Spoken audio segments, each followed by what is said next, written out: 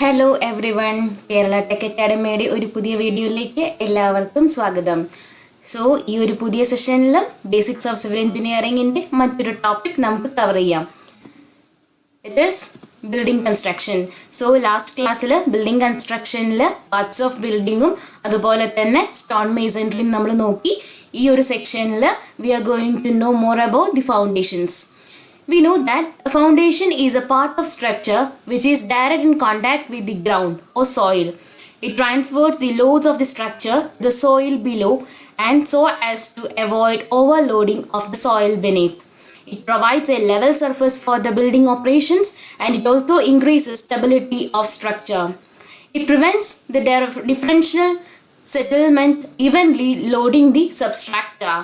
Generally, the foundation is constructed with bricks, stones and concrete and steel.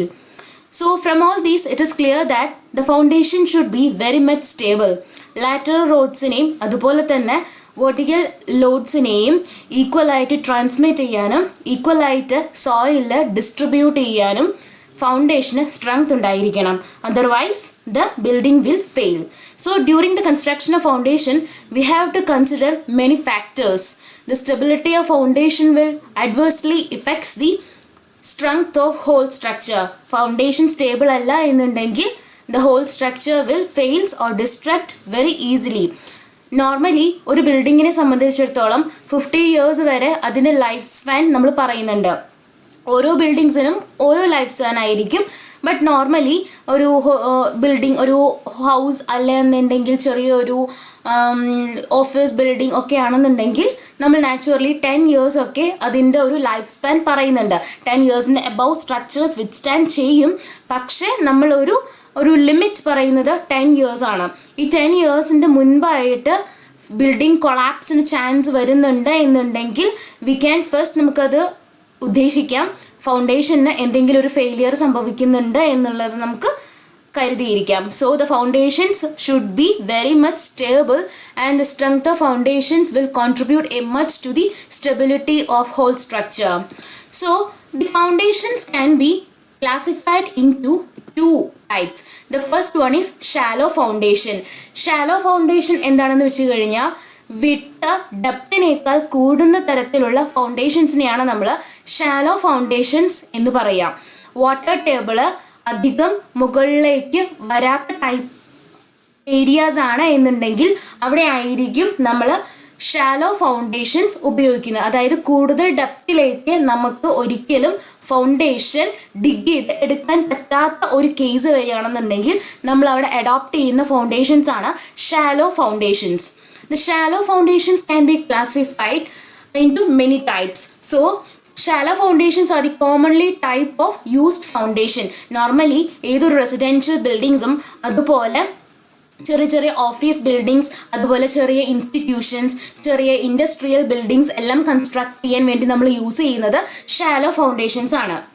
And they R laid using open excavations.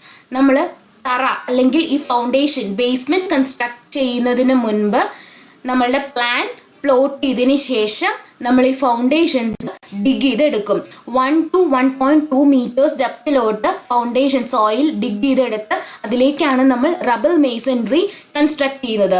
So first of all foundations construct ചെയ്യണം എന്നുണ്ടെങ്കിൽ ഗ്രൗണ്ടിൽ നമ്മൾ open excavations provide ചെയ്യും. Next, practicable up to a depth of 5 meters. Shallow foundations in depth maximum 5 meters വരെയാണ് നമ്മൾ കൊടുക്കാൻ പറ്റുള്ളൂ. The next one, convenient above the water table. And here the second one is deep foundation. വിട്ടിനേക്കാൾ കൂടുതലാണ് depth എന്നുണ്ടെങ്കിൽ such type of foundations are called as deep foundations and they carry loads from the structure through weak compressible soils. എല്ലാ സ്ഥലങ്ങളിലും soil highly stable ആണെന്നും high strength soil ആയിരിക്കണം എന്നില്ല. ചിലപ്പോൾ ചില soils ഭയങ്കര കംപ്രസിബിൾ ആയിരിക്കും. അതായത് കുറേ ലോഡ് വന്നു കഴിഞ്ഞാൽ വിത്ത്സ്റ്റാൻഡ് ചെയ്യാൻ പറ്റുന്ന ഒരു ടൈപ്പ് ആയിരിക്കില്ല അവിടെ വരുന്ന സോയിൽസ്. അതുകൊണ്ട് തന്നെ മുകളിൽ നിന്ന് ലോഡ് വരുമ്പോൾ പെട്ടെന്ന് കംപ്രസ് ആവാനും അതുപോലെ താഴോട്ട് ഇറങ്ങിപ്പോവാനും ഫൗണ്ടേഷൻ താഴോട്ട് ഇറങ്ങിപ്പോവാനുള്ള സാധ്യത കൂടാൻ ചാൻസ് ഉണ്ട്. സോ അത്തരത്തിലുള്ള സ്ഥലങ്ങളിൽ നമ്മൾ പ്രൊവൈഡ് ചെയ്യുന്നതാണ് ഡീപ്പ് ഫൗണ്ടേഷൻസ്. ഒരുപാട് ഡെപ്തിലോട്ട് പിറ്റ് ഉണ്ടാക്കി അതിലേക്ക് നമ്മൾ ഫൗണ്ടേഷൻസ് പ്ലേസ് ചെയ്യും. The next one, they are generally used as basements, buoyancy roughs, caissons, cylinders and shaft and piles. ഇതിൽ basements എന്ന് പറഞ്ഞു കഴിഞ്ഞാൽ they are constructed in places in an open excavation, and we know that they are hollow substructures designed to provide working or storage space below the ground level. The second one is buoyancy roughs. It means they are hollow substructures designed to provide a buoyant substructure beneath which reduces the net loading on the soil to the desired low density. The next one is caissons. Caissons means they are hollow structures and they are designed to construct on or near the surface and then sunk as single unit to their required the level. Next one, the cylinders. Cylinders means they are single cell caissons. Caissonsil തന്നെ ഒരു single cell അല്ലെങ്കിൽ ഒരു single room ആയിട്ട് construct ചെയ്യുന്ന ഫൗണ്ടേഷൻസിനെയാണ് നമ്മൾ cylinders എന്നുള്ളത് കൊണ്ട് ഉദ്ദേശിക്കുന്നത്. The next one, shafts and piles. Shafts means they are constructed with deep excavations and supported by lining constructed in places and subsequently they are filled with the concrete.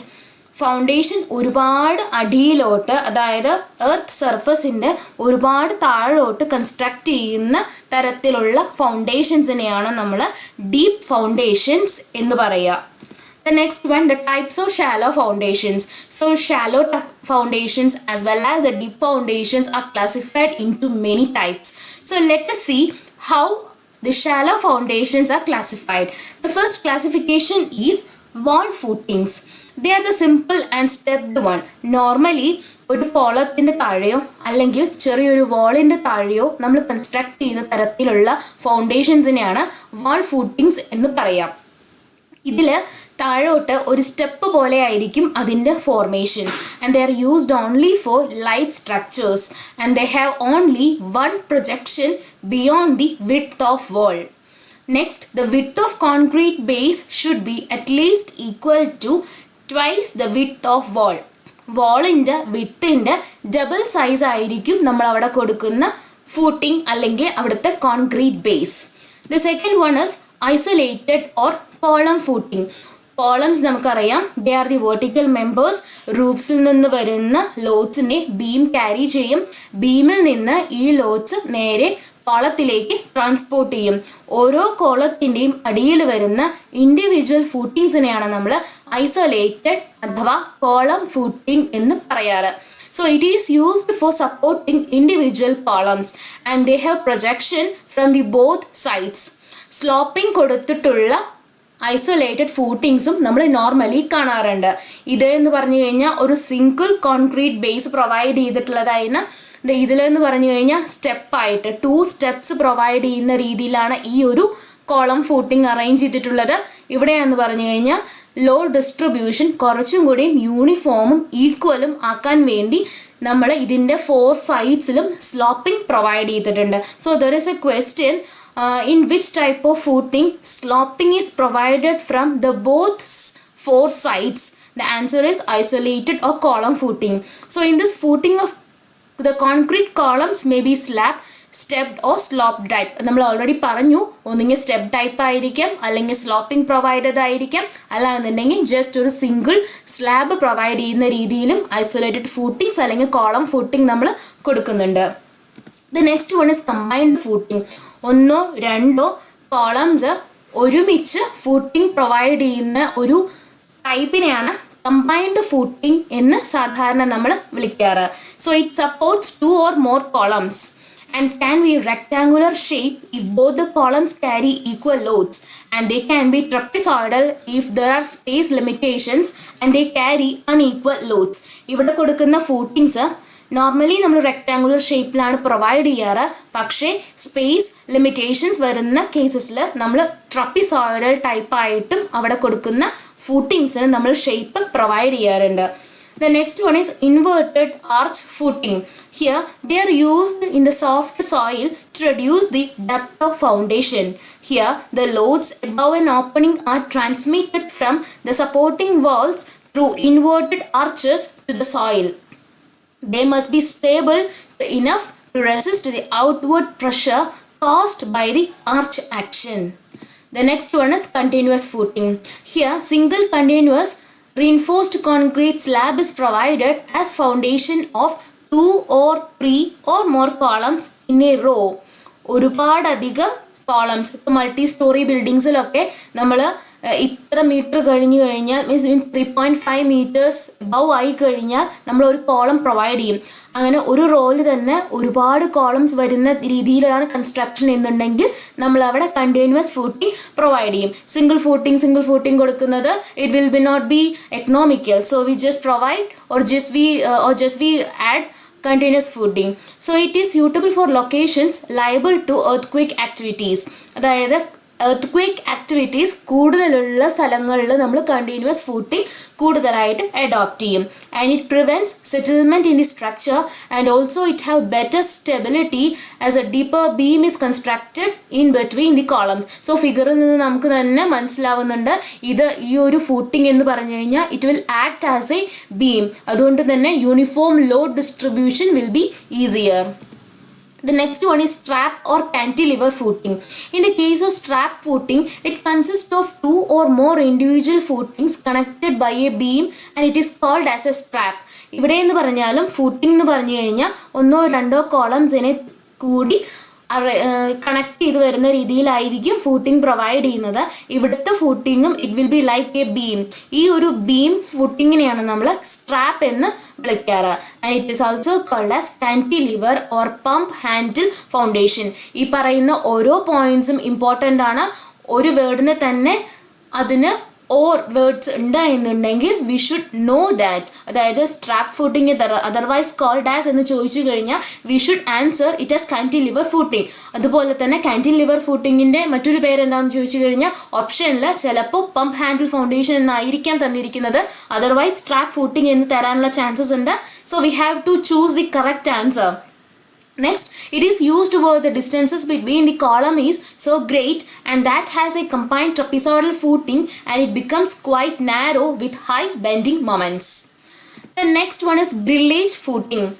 It is used to transmit heavy loads from steel columns to the soil having low bearing power, and this type of arrangement avoids deep excavations and provides necessary area at the base to reduce the intensity of pressure. So the next one is raft foundation. Raft എന്ന് പറഞ്ഞു കഴിഞ്ഞാൽ it is also called as mat foundation. So ഫിഗറിൽ നിന്ന് നമുക്ക് മനസ്സിലാവും ഒരു മാറ്റ് പോലെ ആയിരിക്കും നമ്മൾ ഈ ഫൗണ്ടേഷൻ കൊടുക്കുന്നത്. അതായത് ഒരു സ്ലാബ് ആയിരിക്കും ഓരോ കോളം കണ്ടിന്യൂസ്ലി കോളംസ് അറേഞ്ച് ചെയ്തിട്ടുണ്ട് എന്നുണ്ടെങ്കിൽ ഇൻഡിവിജ്വൽ കോളംസോ അല്ലെങ്കിൽ കാന്റിലിവർ ഫൂട്ടിങ്സോ ഒക്കെ കൊടുക്കുന്നതിനേക്കാൾ കൂടുതൽ എക്കണോമിക്കൽ എന്ന് പറഞ്ഞു കഴിഞ്ഞാൽ ആ ഹോൾ സ്ട്രക്ചറിന് കണ്ടിന്യൂസ് ആയിട്ട് ഒരു സ്ലാബ് ഫൂട്ടിംഗ് പ്രൊവൈഡ് ചെയ്യുന്നതാണ്. സോ അത്തരത്തിലുള്ള ഫൗണ്ടേഷൻസിനെയാണ് നമ്മൾ raft foundation otherwise called as mat foundation. വളരെയധികം ഇമ്പോർട്ടൻ്റ് ആയിട്ടുള്ളൊരു പോയിന്റ് ആണത്. റാഫ്റ്റ് ഫൗണ്ടേഷൻസിൻ്റെ മറ്റൊരു പേര് എന്താണെന്ന് ചോദിച്ചു കഴിഞ്ഞാൽ we should answer it as mat foundation. And it is a combined footing that covers the entire area beneath the structure and it is more economical. It is adopted when hard soil is not available within 1.5 to 2.5 meters and it composed of reinforced concrete beams with relatively thin slab underneath. Now let us see the second classification in foundation. It is deep foundation. Deep foundation നമ്മൾ എന്താണെന്ന് പറഞ്ഞു, depth of the foundation is greater than the width ആണെന്നുണ്ടെങ്കിൽ such type of foundations are called as deep foundations. So they are generally used as basements, buoyancy roughs, caissons, shafts, foundations and the cylinders. ഓരോന്നിൻ്റെയും classifications നമ്മൾ പറഞ്ഞു, ഓരോന്നിൻ്റെയും importance എന്താണെന്നും ഓരോ structures എന്തിനാണ് use ചെയ്യുന്നത് എന്നുള്ളതും നമ്മൾ നോട്ട് ചെയ്തു. The next one is pile foundation, deep ഫൗണ്ടേഷനിൽ വരുന്ന മറ്റൊരു കാറ്റഗറിയാണ് ഈ pile foundation. So it is a column type support foundation and it is cast in situ or precast type. Pile foundations ഒന്നീ കാസ്റ്റ് ഇൻ സിറ്റു ആയിരിക്കാം അല്ലെങ്കിൽ precast foundations ആയിരിക്കാം. Inside അതിനായിട്ടുള്ള spaces അല്ലെങ്കിൽ റോ മെറ്റീരിയൽസിൻ്റെ അവൈലബിലിറ്റി ഇല്ല എന്നുണ്ടെങ്കിൽ നമ്മൾ പ്രീകാസ്റ്റ് കോൺക്രീറ്റ് പൈൽസ് അതുപോലെ പ്രീകാസ്റ്റ് സ്റ്റീൽ പൈപ്സ് എല്ലാം കൊണ്ടുവന്ന് നമ്മളുടെ സൈറ്റിൽ അല്ലെങ്കിൽ നമ്മുടെ കൺസ്ട്രക്ഷൻ പോയിന്റിൽ നമ്മൾ പ്ലേസ് ചെയ്യുന്ന ഒരു രീതിയും ഇന്ന് അവൈലബിൾ ആണ്. So the precast pile and cast in situ piles are available now. So let us see the classification. Pile foundation can be first classified based on its function. The first one is bearing piles, and these piles penetrate through the soil and their bottoms or tips are rest on the hard stratum. The second one is friction piles.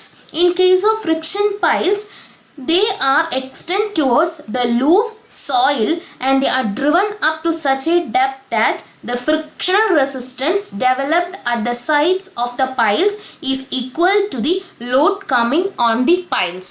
The next one is the screw piles. In case of screw piles, they consist of a hollow cast iron or steel cylinder with one or more blades at the bottom, and these bottoms blades are generally made of cast iron. ഇതൊരു not ചെയ്യേണ്ട point ആണ്. Screw piles എന്നുള്ളത് ഒരു blade provide ചെയ്തിട്ടുണ്ടായിരിക്കും. Screw പൈൽസിൻ്റെ രണ്ട് എൻഡ്സിലും നമ്മൾ blades provide ചെയ്യുന്നുണ്ടായിരിക്കും. അതുകൊണ്ട് തന്നെ dig ചെയ്ത് അല്ലെങ്കിൽ ഈ പൈല് ഭൂമിയിലേക്ക് ഡ്രോൺ ചെയ്ത് ഇരിക്കുന്ന സമയത്ത് അല്ലെങ്കിൽ ഭൂമിയിലേക്ക് ഇത് ഡ്രില്ല് ചെയ്തുകൊണ്ടിരിക്കുന്ന സമയത്ത് അഡ്ജസൻറ്റ് സൈഡ്സിൽ അല്ലെങ്കിൽ സറൗണ്ടിങ് സോയിൽസിനെ പെട്ടെന്ന് തന്നെ മാറ്റിക്കൊടുത്ത് പൈലിന് പെട്ടെന്ന് ഇറങ്ങിപ്പോവാനുള്ള ഒരു സാഹചര്യം ഉണ്ടാക്കുന്നുണ്ട്. So screw piles are very important. Next one is compaction piles and they are used to compact loose granular soils in order to increase their bearing capacity. Okay, and these piles themselves do not carry any load. The next one is uplift piles, and these piles anchor down the structure subjected to uplift pressure due to overturning movements. The next category is batter piles. In case of batter piles, they are used to resist large horizontal or inclined forces. The last type is the sheet piles. In case of sheet piles, they are used as bulkheads or as impervious cutoff to reduce the seepage and uplift. Sheet piles ഇപ്പോൾ കൂടുതലായിട്ട് use ചെയ്യുന്നതാണ് sheet piles. Sheet piles എന്ന് പറഞ്ഞു കഴിഞ്ഞാൽ seepage ലോസോ അല്ലാന്നുണ്ടെങ്കിൽ water പെനട്രേഷനൊക്കെ avoid ചെയ്യാൻ വേണ്ടി നമ്മൾ നോർമലി യൂസ് ചെയ്യുന്നതാണ് ഷീറ്റ് പൈൽസ്. ഇപ്പോൾ ഡാം കൺസ്ട്രക്ഷൻസിലൊക്കെയാണ് ഷീറ്റ് പൈൽസ് നമ്മൾ കൂടുതലായിട്ട് യൂസ് ചെയ്യുന്നത്. ഇപ്പോൾ ഡാംസിനൊക്കെ എന്ന് പറഞ്ഞു കഴിഞ്ഞാൽ ഒരു 50 ഇയേഴ്സൊക്കെ ലൈഫ് സ്പാൻ നമ്മൾ നോർമലി എക്സ്പെക്റ്റ് ചെയ്യുന്നതാണ്. പക്ഷേ ചില എർത്തേൺ ഡാംസിലും അതുപോലെ തന്നെ ചില കോൺക്രീറ്റ് ഡാംസിലൊക്കെ സീപ്പേജിൻ്റെ പ്രോബ്ലം വളരെയധികം ഇഷ്യൂ ആയിട്ട് വരുന്ന ഒരു കണ്ടീഷനാണ് ഇപ്പോൾ ഉള്ളത്. സോ സീപ്പേജ് ലോസ് അല്ലെങ്കിൽ സീപ്പേജ് വാട്ടറിനെ റെഡ്യൂസ് ചെയ്യാൻ വേണ്ടി നമ്മൾ ഷീറ്റ് പൈൽസ് കൺസ്ട്രക്ട് ചെയ്യും. അതായത് ഹ്യൂജ് ഡെപ്തിലേക്ക് ബിഗർ ഏരിയാസ് ഉള്ള ഷീറ്റ് പൈൽസ് നമ്മൾ ഇൻസേർട്ട് ചെയ്യും. അങ്ങനെ ആവുമ്പോൾ സീപ്പേജ് പ്രോബ്ലംസ് നമുക്ക് റെഡ്യൂസ് ചെയ്യാൻ വേണ്ടി സാധിക്കും. The next classification based on the materials and composition. The first one is cement concrete piles. Cement concrete piles എന്ന് പറയുമ്പോൾ നോർമലി എപ്പോഴും യൂസ് ചെയ്യുന്ന തരത്തിലുള്ള പൈൽസ് തന്നെയാണ്. സിമെൻറ്റ് കോൺക്രീറ്റ് ഉപയോഗിച്ച് റീഇൻഫോഴ്സ്മെൻറ്റ് പ്രൊവൈഡ് ചെയ്തിട്ട് നമ്മൾ ചെയ്യുന്നുണ്ട്. അധികം മൾട്ടി സ്റ്റോറി ബിൽഡിങ്സിലൊക്കെ നമ്മൾ ഇപ്പോൾ കോമൺലി യൂസ് ചെയ്യുന്നത് സിമെൻറ്റ് കോൺക്രീറ്റ് പൈൽസ് തന്നെയാണ്. റീഇൻഫോഴ്സ്മെൻറ്റ്സ് പ്രൊവൈഡ് ചെയ്തതുകൊണ്ട് കൂടുതൽ ലോഡ് ബെയറിംഗ് കപ്പാസിറ്റി ഉണ്ടായിരിക്കും. ഹ്യൂജ് ഡെപ്തിലേക്ക് നമുക്ക് വേണമെന്നുണ്ടെങ്കിൽ സിമെൻറ്റ് കോൺക്രീറ്റ് പൈൽസ് നമുക്ക് ഇൻസേർട്ട് ചെയ്യാൻ പറ്റും. സിമെൻറ്റ് കോൺക്രീറ്റ് പൈൽസ് തന്നെ നമുക്ക് പ്രീകാസ്റ്റ് ആയിട്ടും കാസ്റ്റ് ഇൻ സിറ്റു ആയിട്ട് നമുക്ക് അത് കൺസ്ട്രക്ട് ചെയ്യാൻ ഒരു പ്രൊവിഷനുള്ളൊരു ടൈപ്പാണ് cement concrete piles. The next one is timber piles. Timber piles എന്ന് പറഞ്ഞു കഴിഞ്ഞാൽ ഇപ്പോൾ അത് കൂടുതലായിട്ട് നമ്മളങ്ങനെ യൂസ് ചെയ്യുന്നില്ല. കാരണം എന്താ വെച്ച് കഴിഞ്ഞാൽ ടിമ്പറിന് ഡാം പ്രിവെൻഷൻ അല്ലെങ്കിൽ ഡാം പ്രൂഫ് പ്രോപ്പർട്ടി കുറച്ച് കുറവാണ്. അതുകൊണ്ട് തന്നെ ടിമ്പർ പൈൽസിനെ നമ്മൾ കൂടുതലായിട്ട് അഡോപ്റ്റ് ചെയ്യുന്നില്ല. അതുപോലെ it is not at all economical. ഒരു ഹ്യൂജ് അല്ലെങ്കിൽ ഹൈ ബിയറിംഗ് കപ്പാസിറ്റി ഉള്ള ഒരു ടിമ്പർ പൈൽ എന്ന് പറഞ്ഞു കഴിഞ്ഞാൽ it will be very costly. അതുകൊണ്ട് തന്നെ തീരെ എക്കണോമിക്കലും അല്ല, അതുപോലെ ലോഡ് ബെയറിംഗ് കപ്പാസിറ്റി കമ്പാരിറ്റീവ്ലി കുറവാണ്. The next one is steel piles. Steel piles are also commonly used nowadays, but it is also very costly. So ഒരു underdeveloped nation അല്ലെങ്കിൽ ഒരു ഡെവലപ്പിംഗ് നേഷനിലൊന്നും അത്ര അഫോർഡബിൾ ആയിട്ടുള്ള ഒന്നല്ല steel piles. Next one is sand piles. Sand piles എന്ന് പറഞ്ഞു കഴിഞ്ഞാൽ ഗ്രൗണ്ടിൽ നമ്മൾ വലിയ കുഴികൾ ഡിഗ് ചെയ്തെടുത്തിട്ട് അതിലേക്ക് സാൻഡ്, റിവർ സാൻഡ് കോമൺലി നമ്മൾ ഫില്ല് ചെയ്ത് കൊടുക്കും. അങ്ങനെയുള്ള പൈൽ ഫൗണ്ടേഷൻസിനെയാണ് നമ്മൾ സാൻഡ് പൈൽസ് എന്ന് പറയുന്നത്. Next one is composite piles. In case of composite piles, it is formed when it is combination either of board piles and driven piles or piles made up of two or more materials are used. So in this case, one or two materials are combined together in order to form the composite piles. They are also very much commonly used and they are suitable where the upper part of the pile is to project above the water table. Water ടേബിളിന് മുകളിൽ projection ആവശ്യമാണ് എന്നുണ്ടെങ്കിൽ അത്തരത്തിലുള്ള പൈൽസിനെയാണ്, അത്തരത്തിലുള്ള സിറ്റുവേഷൻസിലാണ് നമ്മൾ കൂടുതലായിട്ട് composite piles adopt ചെയ്യുന്നത്. So now let us see some questions that is asked by PSC for the last few years. So the first question is, a strap footing is a special type of. The answer is spread footing. Next, the minimum cover for footing. The answer 75 centimeter. The structure used for placing foundation underwater. The answer caissons. Staining is a main body of. It's a well foundation. Footing which is called as pump handle foundation. The answer is strap footing. Next, the strap footing is also called as cantilever footing. Next, the type of foundation used on soft soil to reduce depth of foundation. The answer inverted arch footing. Next, the footing which is suitable at locations liable to earthquake. The answer continuous footing. Next, the footing used to transmit heavy loads from the steel column. The answer grillage footing. Next, the foundation is also called as Raft Foundation is also called as mat foundation. Thank you very much.